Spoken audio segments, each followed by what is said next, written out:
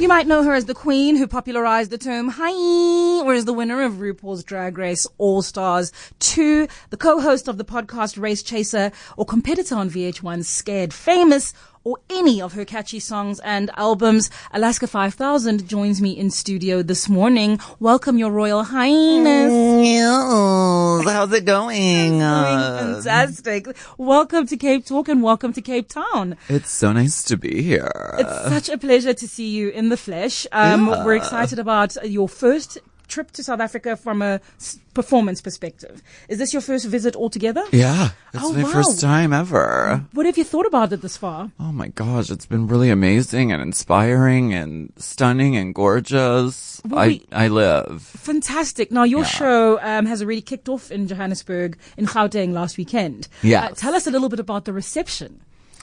It was really amazing. The first show we did in a place called Beefcakes. Yes. So there were like beefcakes. shirtless waiters giving everyone food, and we sang songs, and it was amazing. And then the next show was like really rock star, like huge, and it was like a big rock venue. I saw the poster on the wall for Karen Zoid. Right. But I learned that it's Karen Zoid. Oh, I'm so excited. I love that. Well done. I love that pronunciation, and you got it right. We're actually going to be teaching you a few words just now. Yes. Which I'm excited to hear you say. I'm very multicultural. Well, I know. Won't you just tell us a little bit about what to expect from the show? I know it's a great deal of performance as well as music.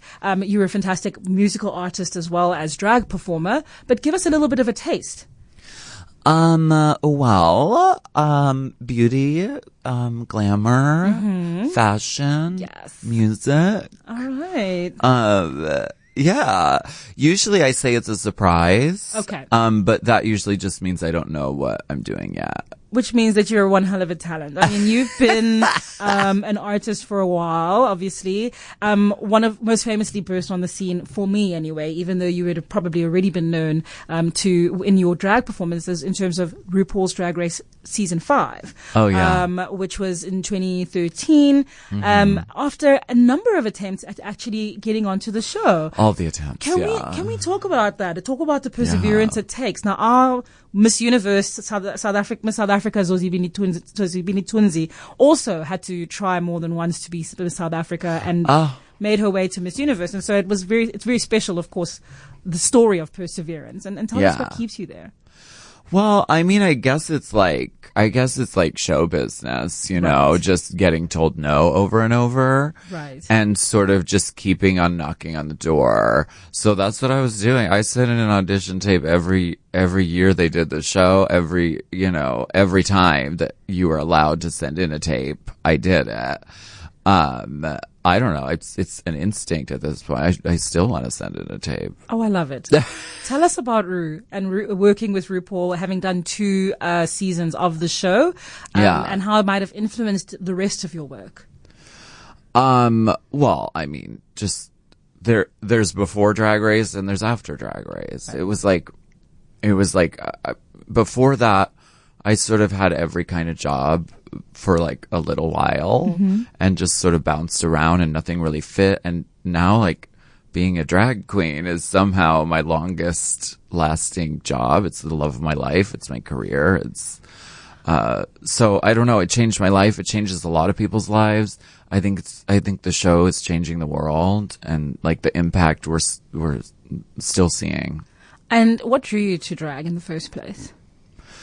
I just liked it. I don't know. I mean, it was like girls' clothes are prettier and they move and they're more playful and they're more fun. So even as like a really young child, I was like, Grandma, let me play with your clothes because they're really cute.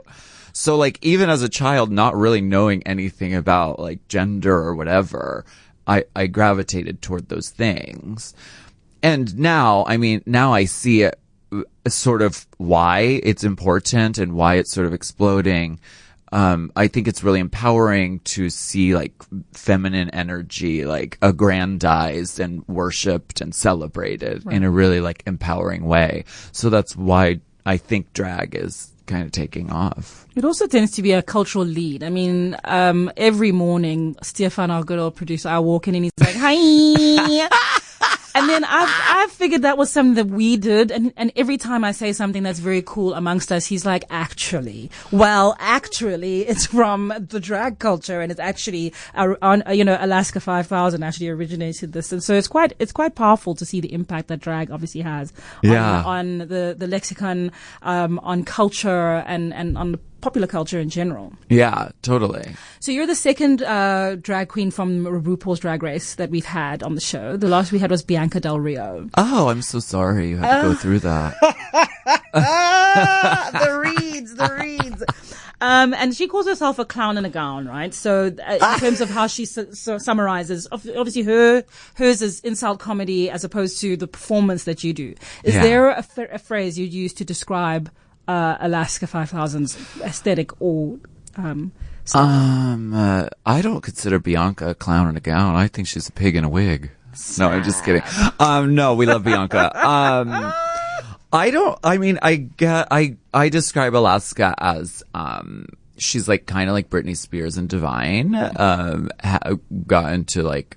Mistakenly got into a time machine and it didn't go off all the way and it sort of microwaved them together.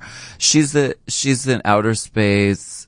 She's a Glamazonian princess from the planet Glamtron who crash landed on planet Earth, and she's trying to get enough Twitter followers to get her spacecraft up and running again. Well, fantastic. We're very excited to help her do that.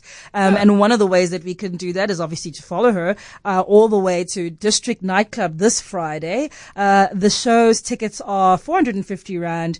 The VIP with the meet and greet to meet this wonderful Glamazon is 1,000 Rand, and at the door it's 550. And of course, we also wanted to talk to you about the catchphrases. Now, catchphrases are a big deal for you. And we've got a few catchphrases here that have actually influenced the culture in Cape Town. So Gayle, which is spelled Gayle, or Gayle, like the name, is actually gay slang that originated here in the Cape Flats. Really? Right. And amongst the not necessarily the flats, but the colored drag scene in South Africa back in the 1950s. Okay. And so there are a couple of words like adora. Okay. Is a drink. Can you say Dora? Dora. Right. Can we get some Doras over here? Exactly. Can we get a Dora, please? Hilda is ugly. Hilda. Yeah, this is so Hilda. Oh, honey, that dress was Hilda. Patsy is the term for party. Patsy? Yeah. That's like we want to go Patsy. Cute. It's cute, right? We want to go Patsy. And then Beulah is good looking or beautiful. That's so Beulah. Beulah, darling. There we go. And Nancy is no. Nancy is no. Are you a fan of Bianca Del Rio? Nancy. I feel it. Okay. Nancy, let's go. How do you say the party again? Let's go to Patsy and get some Dora. Patsy. I love it. Well, thank you so much for coming into studio. If you would like to win one of 6 double tickets to the show to see Alaska 5000 at the District Nightclub this Friday, send us a voice note with your best Gayle. And Nancy, you can't cheat. 072 567 1567.